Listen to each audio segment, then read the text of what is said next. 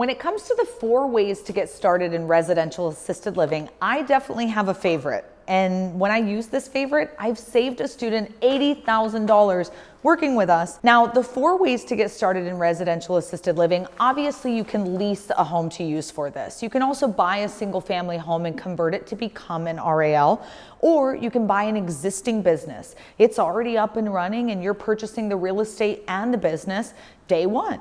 But the 4th way that you could get started is to custom build an RAL home. And oh man, this is one of my favorite ways to get started in this industry because the sky is the limit. You get to custom build to suit your care home. So if you're allowed to have 16 residents, it's gonna be kind of hard to find a 16 bed, 16 bath on the market. But custom building from the ground up, oh yeah, baby. We love to work with our students and go through their blueprints, go through their floor plans.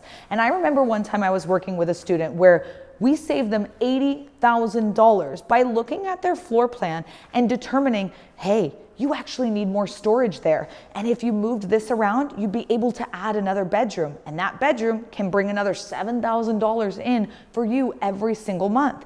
All of those little minor adjustments and tweaks that we made not only allowed them to leverage more money, but it saved them money in some of their construction costs. We love to work with our platinum level students on that higher end, not just showing them all the little nuances of what to do, but actually going in and looking at their properties in depth to see how we can save you money and how we can actually help you make this business as lucrative as possible for you.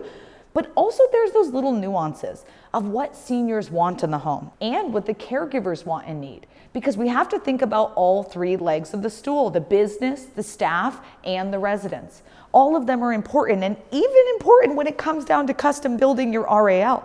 So if you're wondering, how do I get started in this industry? Well, there's 4 ways, and all 4 have pros and cons. I want to tell you one of the cons of building custom from the ground up is it's going to cost a pretty penny. It doesn't have to be your own capital. We show people how to raise capital for this, but it's someone's capital and you're gonna have to raise that to do your project.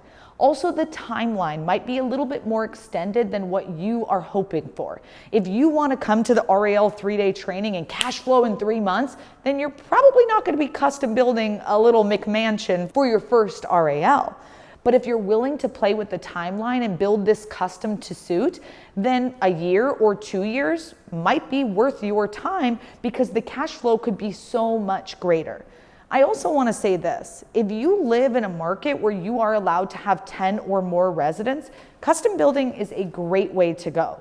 Not only can you make sure that the bedrooms and bathrooms are really large and suitable, but you can add all of the tiny little amenities that you really can't do when you're converting a single family home, buying an existing, or working with a lease that someone else has already renovated.